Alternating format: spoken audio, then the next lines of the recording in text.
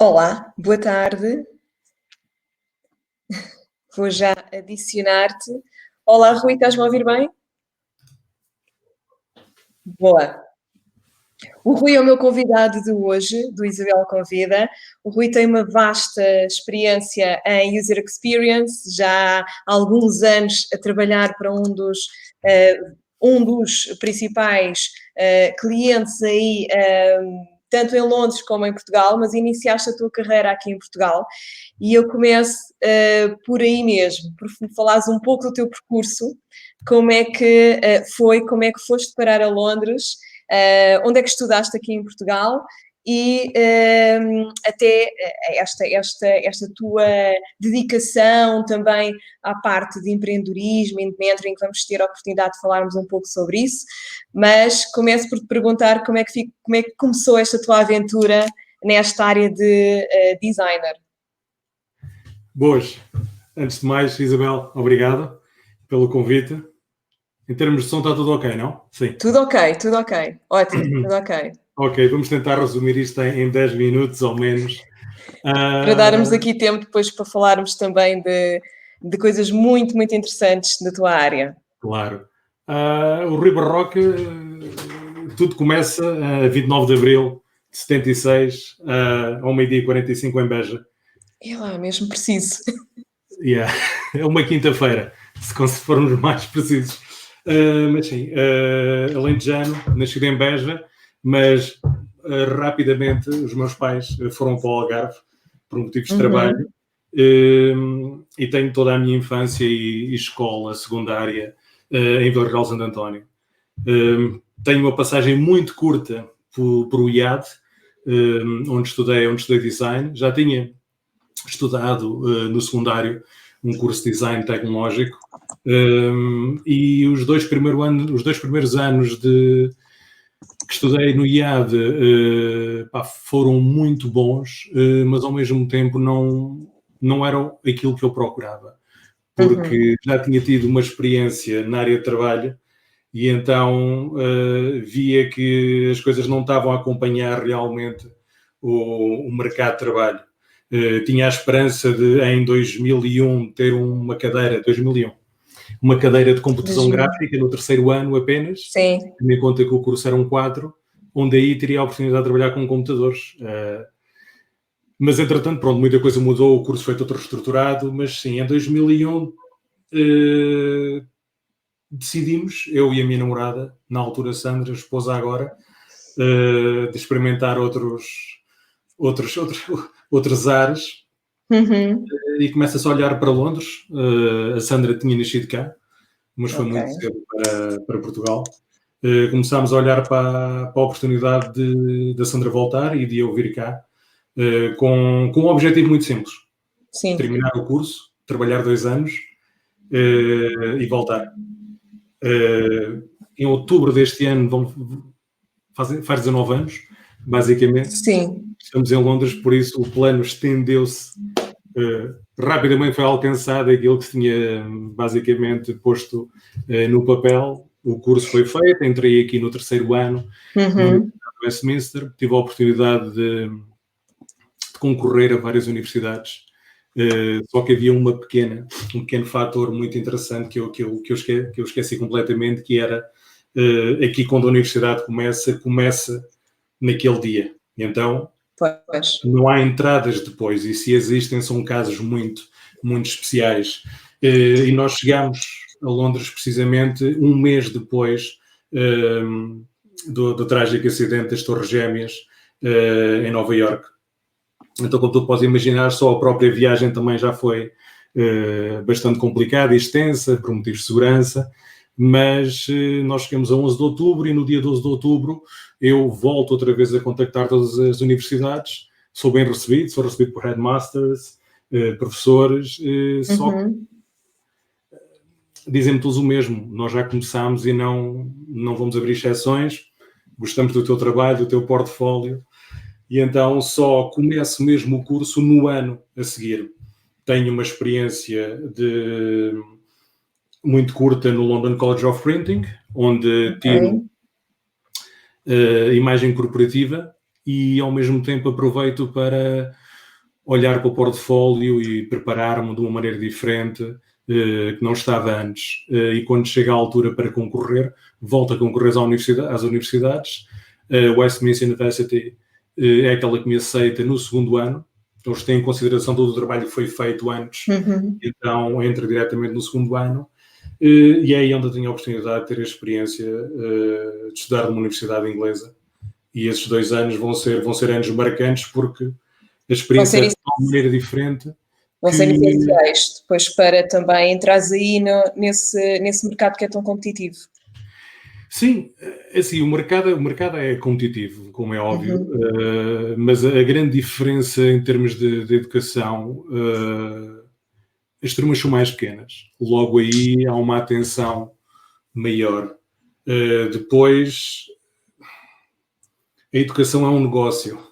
E então tu tens que sair de lá apesar de, por sorte, e pertencer à comunidade europeia, naquela altura paguei o mesmo de propinas que paga um aluno nacional. Mas o fator das turmas serem mais pequenas, dos professores terem uma atenção super dedicada, a própria estrutura como está montado, puxou ainda mais aquilo que eu já gostava, que era da partilha e de conhecimento, então criou em mim uma vontade pelo ensino, porque durante algum tempo tive alguém, neste caso um professor assistente, que quando havia necessidade ele sentava-se, ajudava-me, em termos de preparação de projetos e apresentação, havia uma organização que fazia com que basicamente não houvesse espaço para... Sim. Entregar atrasado, não entregar com qualidade, falhas no trabalho. Tínhamos semanalmente chamados checkpoints, e chegava à altura de apresentar e apresentávamos o projeto para toda a turma. Mas foi muito interessante.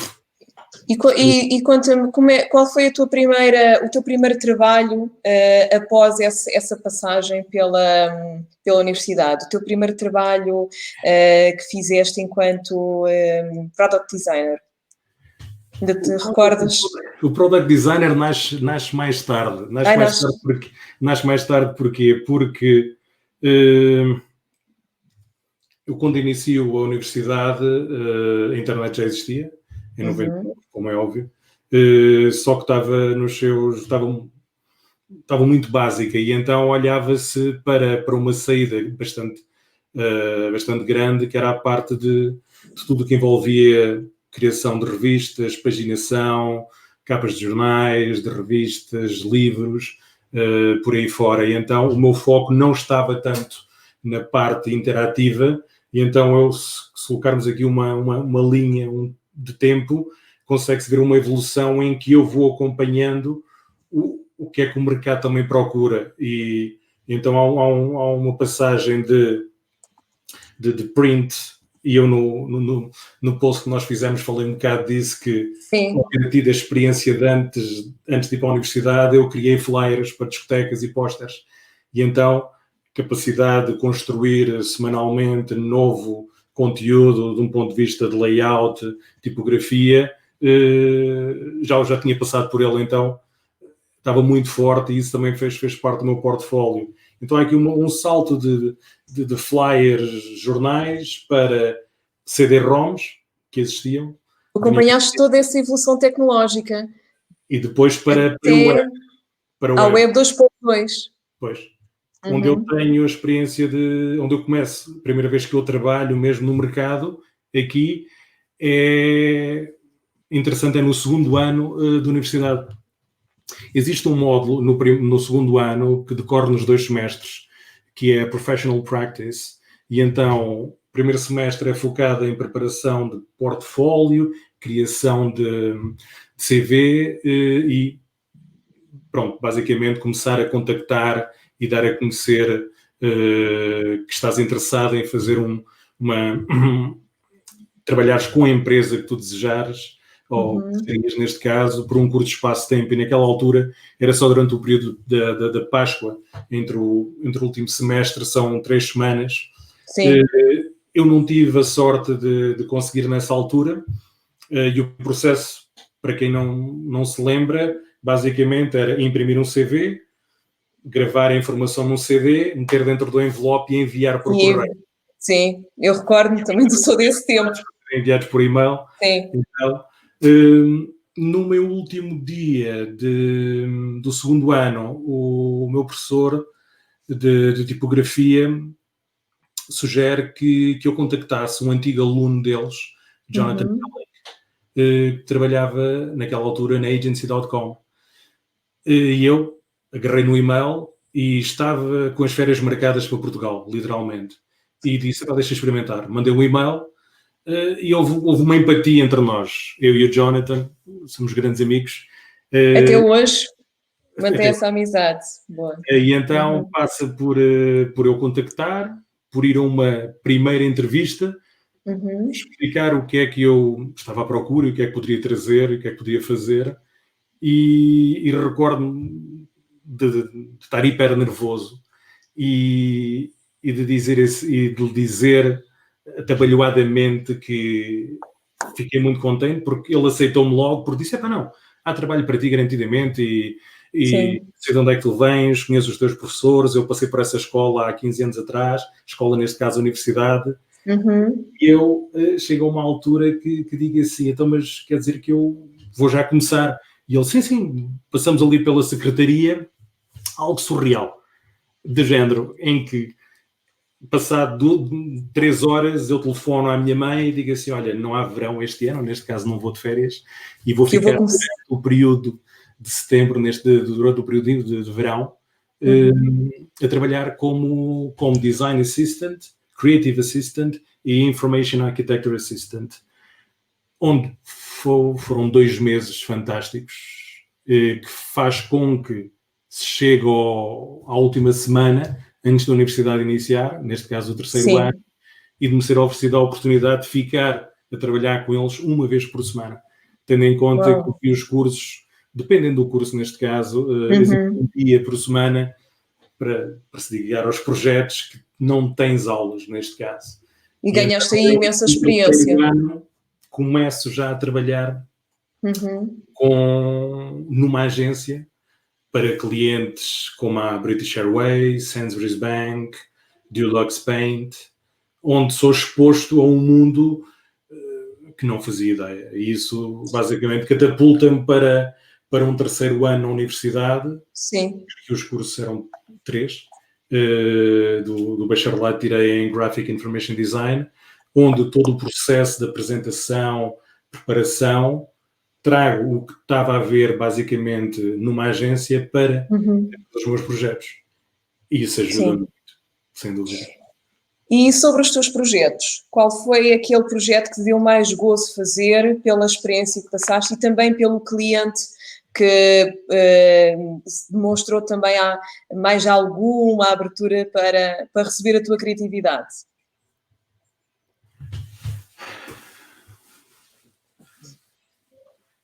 Eu normalmente tenho a minha carreira dividida em 2 capítulos. Eu explico para chegar em que há uma altura em que estou a trabalhar, neste caso permanente, e depois faço a transição para trabalhos de contrato, não de freelance, porque os freelance são mais curtos, mas trabalhos de 3, 6 ou 1 ano, neste caso. É por volta de 2009, com a entrada cada vez mais de mobile, de aparelhos móveis, smartphones, que eu começo a atrair mais por esse tipo de produtos. E então é aí onde eu faço este shift, porque até lá todo o meu trabalho tinha sido bastante estático. Newsletters, criação de páginas de sites, secção com o formato que nós estávamos habituados a ver, um top, um meio.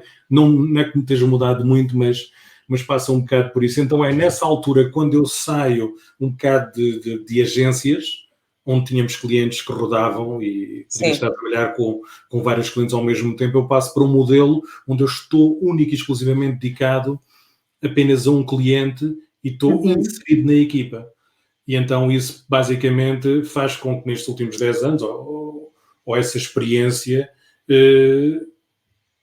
começa a perceber, neste caso, das bases e das fundações de cada empresa e o que é que isso reflete nos projetos também. Exato, Claro sim. que é tudo, acaba por ser uma caixa de surpresas, porque o processo de recrutamento é igual, vais a uma entrevista, só que vai ser por um curto espaço de tempo, não é? Mas só quando estás lá é que descobres. Eu voltei à casa-mãe de onde comecei, neste caso na Betfair, em 2011, quando fui lá a primeira vez.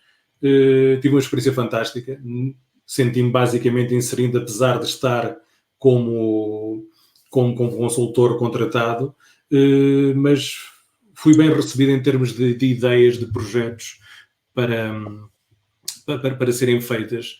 É óbvio que empresas desta escala tem que haver uma validação prévia, como é de imaginar, e é um processo para além de validação, é de compreender se aquilo que está a ser colocado ou sugerido está alinhado com os planos para os próximos meses ou anos. Então aqui na parte da criatividade, a criatividade para mim ela aparece quando o problema é colocado, e há problemas diferentes dependendo do que é que se queira atingir. Em algumas tenho a oportunidade de ficar mais tempo para ver o resultado, noutras é entregue e aquela parte de recolha de informação do que foi colocado já não chega a mim, ou chega mais através de amigos, de pessoas que estão lá a trabalhar. Muito bem. Quem nos está a acompanhar e pode não perceber muito bem o que é esta área de User Experience, quer explicar um pouco para depois darmos o salto para o processo de criação de produtos digitais. O que é esta área que realmente vai ter, e nós já sentimos aqui também em Portugal, está a ter agora uma alavanca, um crescimento enorme com esta questão de estarmos todos a trabalhar em casa e também precisarmos de plataformas user-friendly, mas deixo a ti para tu explicares o que é este conceito de User Experience. Claro. User Experience, voltando um bocado atrás à estrutura das equipas e quantas pessoas necessitavas para criar um produto, se nós olharmos à base, neste caso da web, terias programadores que tinham conhecimento de código e através desse código criavam ferramentas online, criavam sites. Só que voltamos outra vez, devido ao background da pessoa que está a criar, ela irá focar-se mais naquilo que é um as, neste caso, sendo o código, e deixando outras experiências para trás.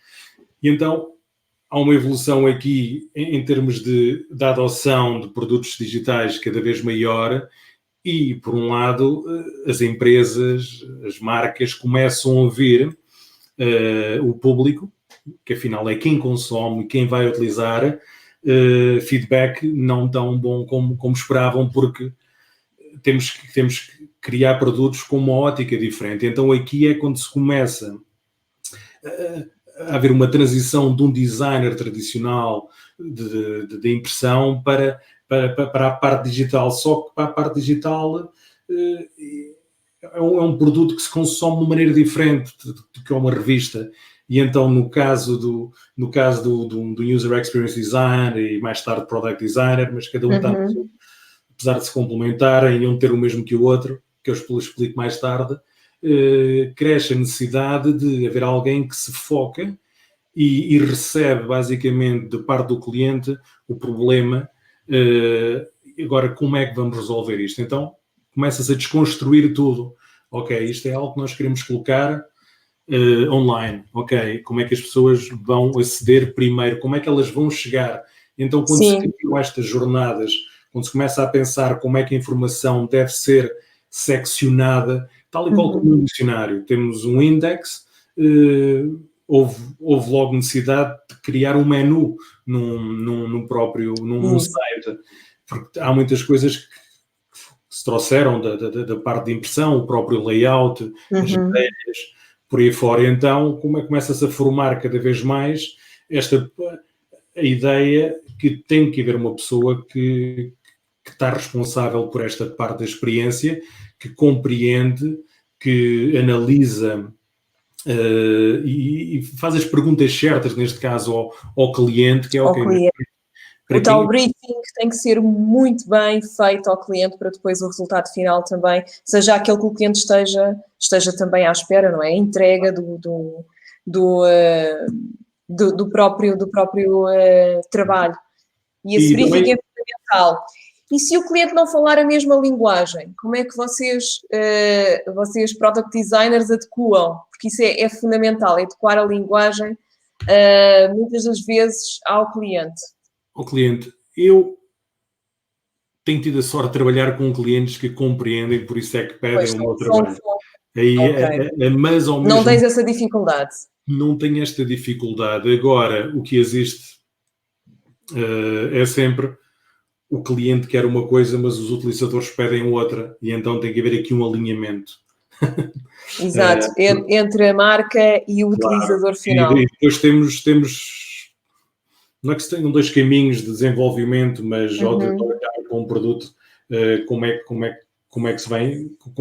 que vai ser criado, ou neste caso adicionar novas funcionalidades, porque um produto já está no mercado, irá ter algo que é fantástico, que é toda a informação em termos de quem abriu, onde abriu, como interagiu, o que fez, crashes, toda essa informação ela volta para a empresa, então essa informação é rica e ela é analisada por alguém como eu, ou um analista de dados, em que ok, vamos olhar, estão a ocorrer erros aqui, vamos resolvê-los. E depois existe o tal feedback, que é ok, o utilizador está à procura disto ou pede, mas nós já falámos uma vez em que existe um roadmap de produto e a marca sabe o que é que tem que fazer, só que não pode entregar tudo ao mesmo tempo. Porque existe um espaço para a criação, para o desenvolvimento, para o próprio marketing, e se entregamos as funcionalidades logo todas, existe um problema muito grande, que é o produto chega bastante atrasado ao mercado. Exato. Isso acontecia de antes, porque havia uma filosofia de desenvolvimento de produto que era o waterfall, que aquilo passava de uns para os outros, até chegar ao final, e um produto com 2-3 anos de desenvolvimento era colocado no mercado e depois era um flop. Agora, Estamos a falar de quanto tempo agora? Até um produto ser colocado no mercado? Depende, há produtos que conseguem ser facilmente colocados no mercado e validados através do chamado tal MVP, mas depende da complexidade. Da complexidade, sim. Da complexidade do produto, só que ao existir este roadmap e temos datas fixas onde fazemos os tais lançamentos, basicamente o produto está sempre vivo. E utilizadores mais atentos muitas vezes dizem quando é que vem um novo update. Então agora, nós temos aí uma das estratégias maiores de romper, neste caso, do ruído, são os updates que nós temos nas aplicações. Muitas das vezes as marcas fazem esses updates só para terem o badge vermelho, para que a pessoa faça o update e dizer, olha, estou aqui. Exatamente. Nós não fazemos ideia se esse update realmente o que é que vem a trazer, e é algo que não é visível, mas sem dúvida que nada como delinear um plano e ir entregá-lo, e também fazer porque aquilo que neste caso a marca pode estar a pensar que está a fazer bem, ou em termos de produto, pode não ser aquilo que está a ser pedido. E temos vários exemplos no mercado de produtos que não se ingraram porque lançaram cedo demais, o utilizador não estava preparado. Temos, neste caso, videoconferências que existem há mais de 15 anos, não é? Sim, que agora estão... Não é nada de novo, mas agora existe um apetite tão grande para produtos como este, como existiram. Então aqui começa-se a ver um bocado a desconstrução de, ok, conseguimos criar um Zoom para a educação, um Zoom para fitness, porque a ferramenta, não é o caso que estamos a utilizar, mas a ferramenta de videoconferência tem as suas limitações. Exatamente. Olha, para quem está a começar esta carreira de User Experience na área também de designer e para perceber um pouco as dificuldades que possam vir a ter, quais são aqui os principais conselhos que deixarias a quem está a iniciar agora esta área, para quem está aí para o mercado? Acima de tudo, curiosidade. Uhum. Curiosidade e depois compreender o tempo que... Compreender, não, como é que eu posso explicar isto? Dependendo do tempo que temos em mãos, assim devemos atuar. Alguém que... Mais fácil seria trazer alguém que está numa posição de designer, de interiores ou visual e queria fazer a transição. Então, torna-se mais fácil do que alguém que nunca teve uma experiência na área design e perceber como é que se pode tornar user experience ou um product designer. Existem variedíssimos cursos online, tenho experiências de pessoas que não foram à universidade e através de tutoriais, vídeos, e depois o mais importante foi criação ou ajuda ou envolvimento em produtos que se tornaram um portfólio, e então isso serve para o CV, que é muito, muito, muito, muito valioso. Muito valioso porque durante o processo de recrutamento, se já estivermos nessa parte ou de dar a conhecer, o que nos interessa vai ser como é que chegaste a esta solução que parece viável agora, mas vamos lançar e ver. E então aí é onde se vai compreender a parte que houve de entender o que é que houve de pesquisa, a parte da observação, o que é que se definiu, e então passa um bocado por perceber isso tudo, não tirando a experiência de ir a uma universidade que é boa, mas garantidamente as coisas estão a mudar. Mas não é suficiente. Não, acaba por não é não ser suficiente.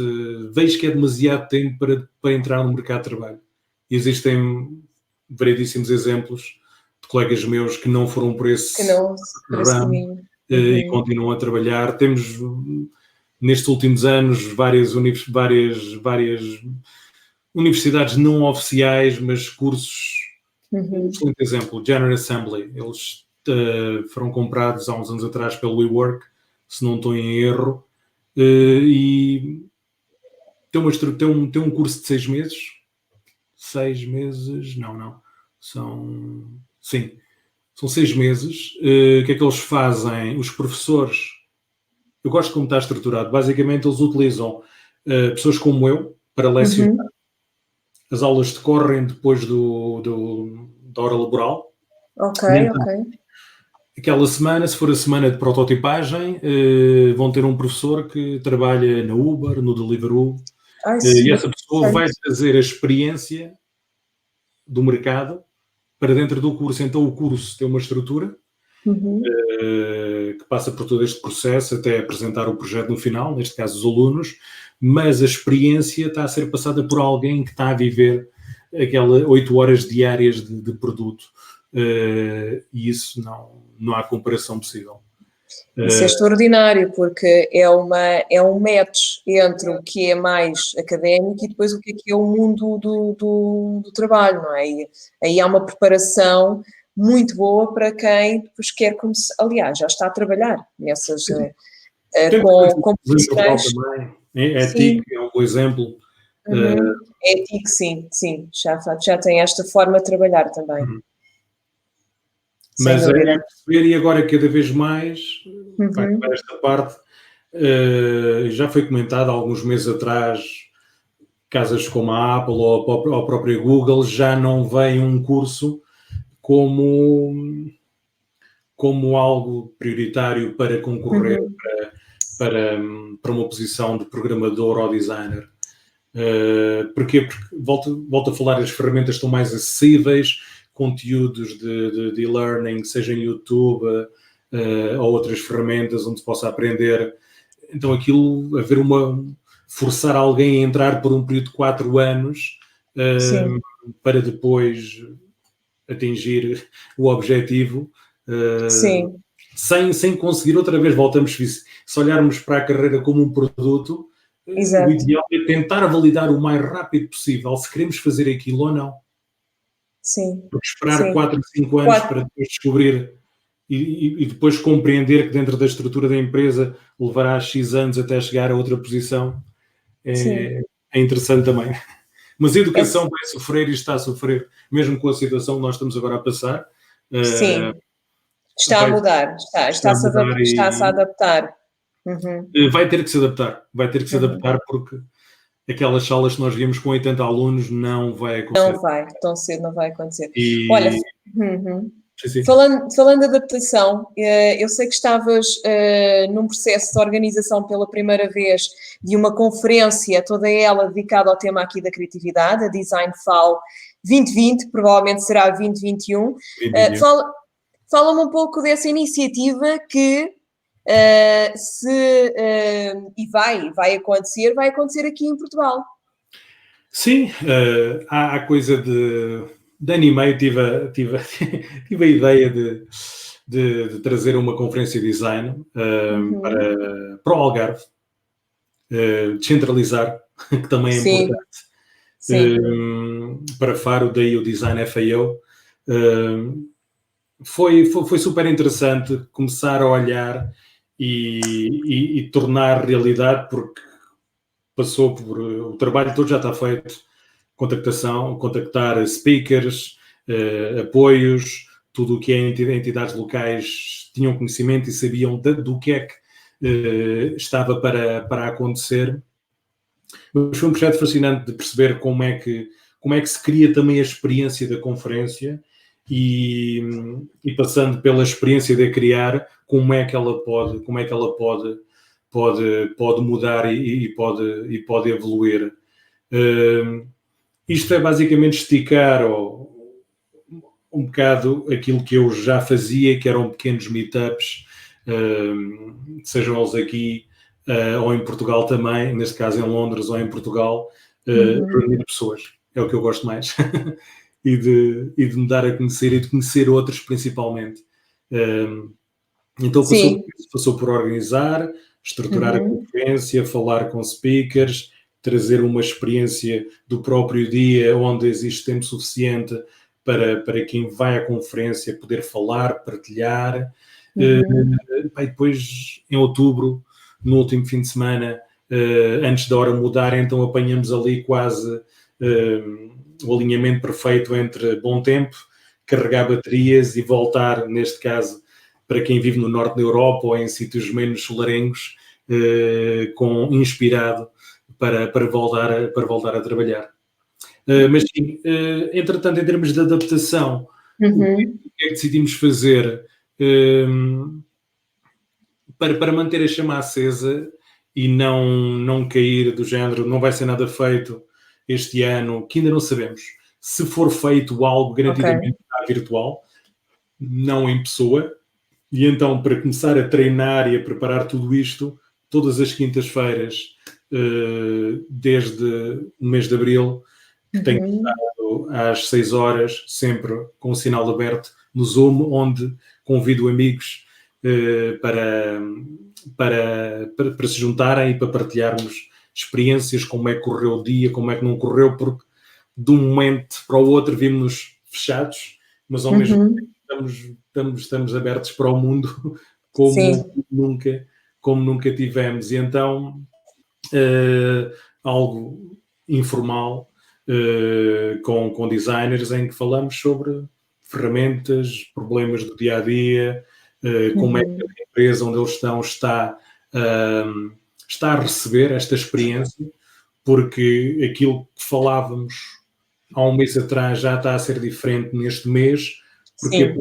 todas as empresas estão a aprender e devem de aprender com esta experiência que se está a passar, e então também tento recolher através desse encontro o que é que está a acontecer, Uhum. que é fundamental. Na próxima quinta-feira vamos ter um designer que é um bom exemplo, que Uhum. olhou para o conhecimento que ele tem e transformou-o num curso online, onde tem mais de 600 alunos, e focado apenas no mercado brasileiro. Ele está cá, é o Aparício Júnior, está cá em Londres, e é fantástico perceber também como é que é criado um produto de educação, e o peso que tem a experiência na parte de trabalho, e como é que se consegue trazer para uma estruturação que está a ser feito por alguém que está a trabalhar diariamente. Isso passará por qualquer um de nós, em qualquer profissão. Sim, sem dúvida. Como é que ele estruturaria um curso, teria dificuldade ou não, mas olhando para o dia-a-dia dele, ele iria dizer assim, se calhar começamos desta maneira, porque a posição de um sapato passa por aqui e ali, do que alguém olhar e dizer assim, vamos fazer aqui um layout de como é que isto vai ser feito, e não tem essa competência quase de vivência a 100%. Exato. Falaste-me aqui também de mentoring, ou seja, além de seres um empreendedor nesta área, também gostas de dar conselhos, gostas de essa tua vertente de educação está muito ativa. Como é que tu ainda consegues conciliar em todo o teu toda a jornada que tens feito e todo o teu percurso, como é que consegues conciliar aqui a parte do mentoring? A parte do mentoring, eu tive várias experiências na parte do mentoring, do ensino. Tem a ver literalmente com a minha pessoa, com a parte de aquilo que eu recolho, se não passar para outra não faz sentido, em termos de informação. E depois vem a crescer cada vez mais com toda a experiência, com os bons e maus professores, e depois mais tarde olhar para trás e compreender e dizer, se calhar, se tivesse tido uma orientação, ou neste caso eu tivesse ouvido mais, estaria numa posição melhor. Então a minha parte de partilha, de ensino, eu às vezes torno-me chato. Os meus sobrinhos então, e familiares, e amigos também, mas é mais um bocado porque sei por o que passei, e se nós tivermos alguém que já passou e puder passar essa experiência, fantástico. Um exemplo, por exemplo, antes de começar a conferência, em vez de eu tenho um problema que é benéfico, que é ao contrário da Sandra, a minha esposa, é alguém que começa logo automaticamente. Isso é fantástico. Juntando o iniciar logo, mas com estrutura, eu basicamente resguardo-me um bocado num trabalho de casa que faz com que as coisas se atrasem. Porque da componente criativa e do design e de uma escola em que, principalmente na parte de impressão, tudo tem que ficar impecável. Perfeito. Vai ser imprimido 5.000 cópias, não podemos falhar. Então, o importante trazer aqui é mais vale feito do que perfeito. E então, desta vez, em relação à conferência, o que é que eu fiz? Olhei para o grupo de amigos e conhecidos, identifiquei aqueles que já tinham tido uma experiência semelhante na área da organização de eventos e contactei-os. E fui direto, literalmente, e disse, esta é a ideia que eu tenho. Fiz isso com pessoas em Portugal, na Alemanha, aqui em Inglaterra. Uns foram abertos mais do que outros, mas a ideia foi essa. A ideia, passamos outra vez para a parte da criação de algo, que é recolher esta informação toda. Ok, e agora como é que vou colocar? É claro que a experiência vai mudar de pessoa para pessoa, mas se houver este trabalho que é feito antes, para que não... Isto é assim, a ideia é evitar surpresas, mas há surpresas que são boas. Sim. Também. Sim, há surpresas e imprevistos que são bons e que até agregam valor. Mas a parte da educação, assim como eu procurei, às vezes quem não procura, eu faço questão de partilhar, e olha, este livro, este link, e por aí fora, mas sem dúvida que o que marcou a parte do mentoring e da educação foi a experiência na universidade aqui. o fator de ter alguém que sentou, o Junaid, ao meu lado, e isto depois teve repercussões que eu já vou falar, gigantescas. E ter alguém que eu fiz uma pergunta e ele sentou-se e explicou, e eu apercebi-me que isto é que eu quero fazer. E então eu, quando estou a terminar a universidade, neste caso no terceiro ano, em vez de mergulhar diretamente para o mercado de trabalho, onde já estava, lembro-me de dizer, ou de propor a mim próprio, porque não tirar um mestrado. Porquê? Porque o sonho, neste caso, era levar a experiência e o conhecimento para Portugal, para a universidade. Exato. E então, para lecionar, tem que ter um mestrado. E iniciei um mestrado. Só que nesse ano, o meu pai faleceu e tivemos um ano, o da Sandra também, num prazo de 6 meses. E então tivemos um ano muito atribulado, em que houve ali uma reavaliação e uma revisitar tudo aquilo que se tinha feito até agora e decisões também. Então eu paro o mestrado e nesse mesmo dia em que eu paro o mestrado, eu estou a sair, depois de ter uma conversa com o headmaster, tínhamos ido à secretaria, congelámos a matrícula durante 3 anos, para eu voltar mais tarde, e eu passo e falo com o Colin, que tinha sido o meu mentor na licenciatura, e ele pergunta-me, então Rui, como é que está o mestrado? E eu expliquei, olha, o mestrado parou, tinha que estar mesmo a trabalhar, porque isso é que é o mais importante. E ele pergunta-me, então, e em termos de flexibilidade, como é que tu estás? Eu começo a achar a conversa estranha e eu digo, agora é procurar trabalho outra vez, porque parei onde estava na agência para tirar um mestrado. Sim. E ele lembra-se-me de dizer, queres trabalhar connosco? E eu, mas como assim? Porque, vamos voltar, é que são os primeiros 3 anos, há uma formatação muito grande para fazeres isto, tens de ter isto. E naquele momento ele propõe-me e mete-me isto em bandeja, queres ser visiting lecturer ou lecture assistant?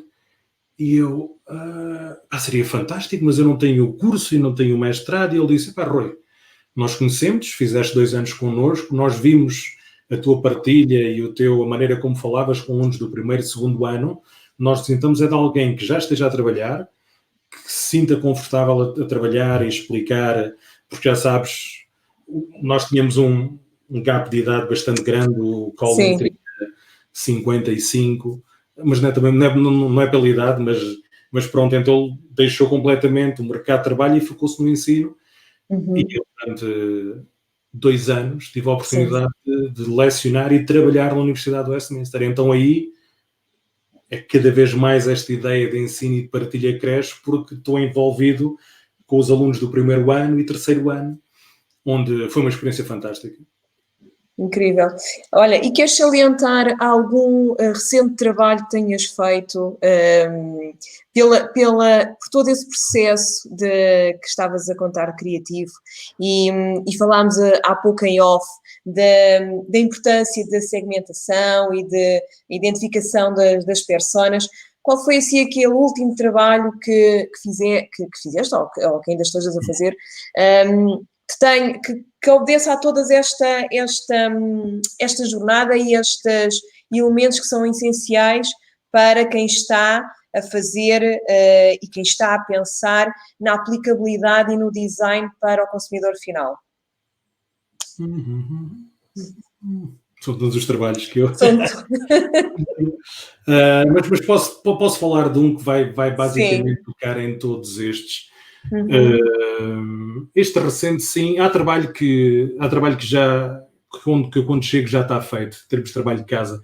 O trabalho de campo, então, necessita-se de alguém para executá-lo o mais rápido possível, sem problemas, e então. Mas que exemplo é que eu posso dar? No campo do e-commerce. Há coisa de 2 anos trabalhei com a New Look. A New Look é muito semelhante a uma H&M, se calhar uma escala mais pequena, não tão internacional, mas eles tinham passado por um processo de reestruturação do site, onde não foi desenhado uma página para a venda de mais do que um produto. E então tínhamos o problema que era, no caso dos homens que queriam comprar um fato de 3 peças, eles teriam que navegar a uma página individual e voltar para trás e adicionar ao carrinho cada peça. Neste caso, o casaco, as calças e o colete. Se fosse 3 peças, se fosse 2 peças, era mais rápido. Mas aqui, neste caso, o número de homens a comprar fatos é muito menor comparado com o número de senhoras a comprar coleções de lingerie ou biquinis que vêm sempre em grupo ou devem ser vendidos em grupo. E então foi um dos primeiros problemas que me foi colocado quando eu cheguei. É óbvio que nós tivemos que, para além de mergulhar e descobrir os números certos, se este era um problema que estava a acontecer, então logo aí nós passámos por identificar quem é que procurava e quem é que comprava mais do que um produto e se esse produto pertencia a um grupo, ou neste caso a um set. Então aí voltamos a esta parte da definição das personas, porque na parte de empatia e pesquisa e observação sabíamos desse problema, mas na parte de definição começámos a perceber como é que era a jornada em que a pessoa abria a aplicação, navegava até uma secção e neste caso via a parte de cima do biquíni, mas depois tinha que voltar para trás para ver a parte de baixo, então começámos a tracing, neste caso, disto tudo. Ao mesmo tempo, sabíamos os problemas que tínhamos em mãos devido ao trabalho que já tinha sido feito antes de estruturação e de código, em que envolvia reestruturar aquela página. Para validar, que é muito importante, porque depois passamos por a parte de, ok, sabemos o problema, temos a definição, em termos de ideias, eu normalmente nunca trabalho com uma tela em branco. Porquê? Porque já há trabalho feito. Já há uma estrutura. E resolver os problemas que estão, como é que eles podem ser resolvidos, onde é que eles podem ser seccionados. Então o que é que nós fizemos? Como estávamos a trabalhar perto de uma das lojas, criámos um código e fomos à loja. Não era o ideal, porquê? Porque nós estávamos a olhar uma experiência mais de desktop, de quem está de casa, mas ao mesmo tempo fomos falar diretamente, sem desenvolver uma linha de código, ou neste caso, fomos falar diretamente com o consumidor que estava na loja, onde depois basicamente foi uma caixa de Pandora, onde eles disseram, fantástica esta ideia de eu poder ver 2 produtos, posso comprá-los, mas eu tenho situações de eu olho para um manequim e eu quero tudo o que está ali. E então encontramos um problema dentro da loja e agora como é que quem está na loja, neste caso o colaborador, consegue identificar onde é que aqueles produtos estão dentro da loja para entregar à pessoa. E a mesma coisa quando se vê o manequim. Agora isso já está resolvido com Instagram Shopping e com... Mas antes as perguntas, mesmo em termos nas redes sociais, eram mais à volta de ok, tu estás a promover os sapatos, mas eu gosto das calças. E então aqui, nós, depois de recolhermos, porque imagina, fomos para a parte a fase, passando pelas 5 fases, passámos pela empatia, definição, ideias, prototipagem e teste foi a recolha desta informação, mas trouxemos ainda mais informação rica para dentro da empresa, porque depois foi-se descobrir ainda outros problemas que existiam. Porquê? Porque saímos de onde estávamos, fomos falar com os utilizadores, trouxemos gravado essa informação, porque podemos escrever apresentações muito bonitas, mas se trouxermos essa informação gravada de alguém que é um cliente, e então aqui conseguimos basicamente tocar em todas estas fases, mas a grande maioria dos projetos, ou seja, pequenas, grandes, novas funcionalidades têm sido desenvolvidas, nós basicamente tocamos nestes 5, nestas 5 fases de design thinking. Design Thinking, exatamente, sim. Olha, para terminarmos aqui, que já vai aqui com alguns minutos a nossa live, eu, por acaso é outra área que eu acho muito interessante, é o Design Thinking, mas deixaremos para outro dia. O que é que recomendas em termos de leitura para quem está também a seguir-nos e depois para darmos essa recomendação que eu gosto sempre de deixar, recomendações de livros. O que é que tu recomendas para nesta área? Para a área de... De user experience, sim, ou do product design? Design, eu, para ser sincero, não trago nenhum exemplo. Mas estou aqui a olhar a ver se eu consigo.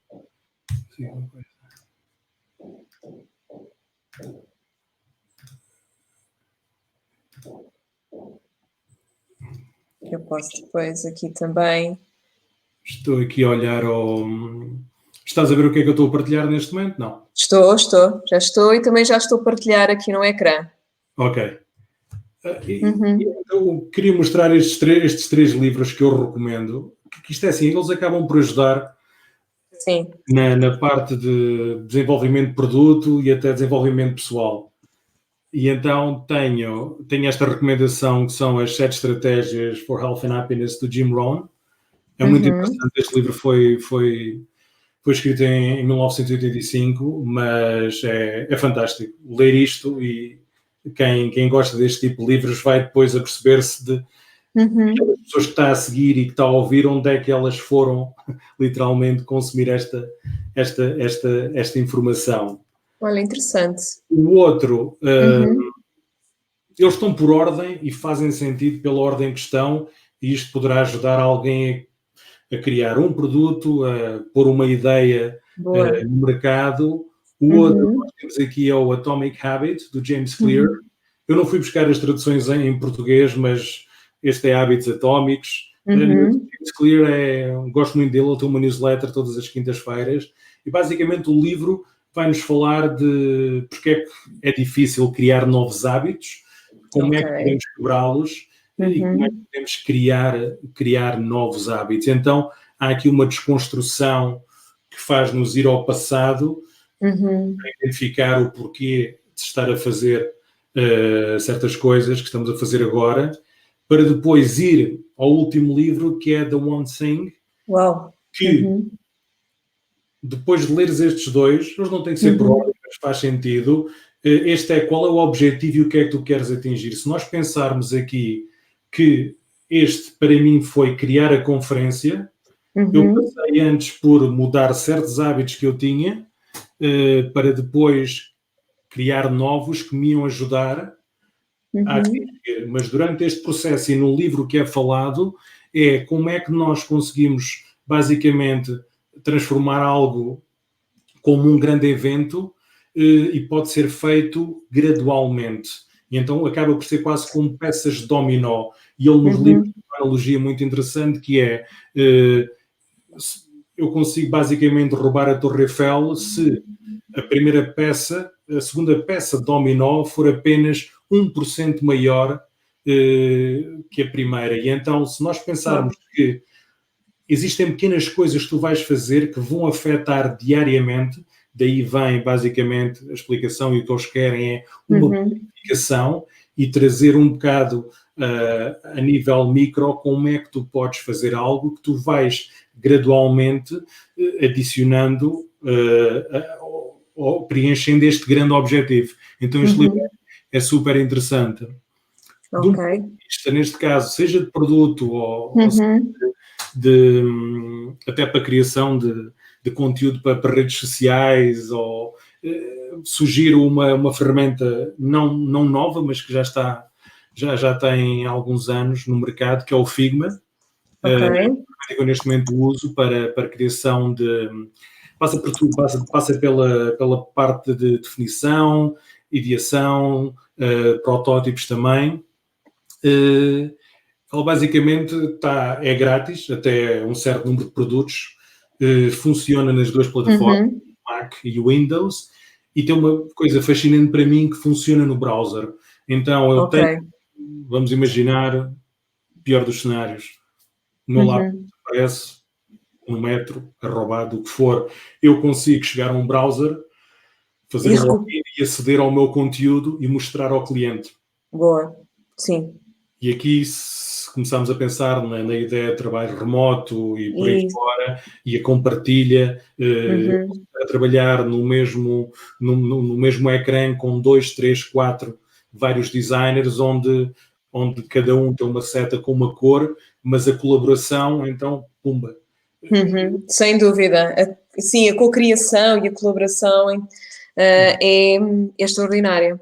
E depois outro, que era como falei inicialmente, existem vários cursos. Este aqui, de Product Design, ele tem duração de 2 meses, o conteúdo é muito bom, foi desenvolvido por a mesma equipa que trabalha para o departamento de design da Google, está muito bem estruturado, mas existem variedíssimos exemplos, mas este aqui depois o que dá é um reconhecimento oficial, e há uma marca mais forte através deste Udacity.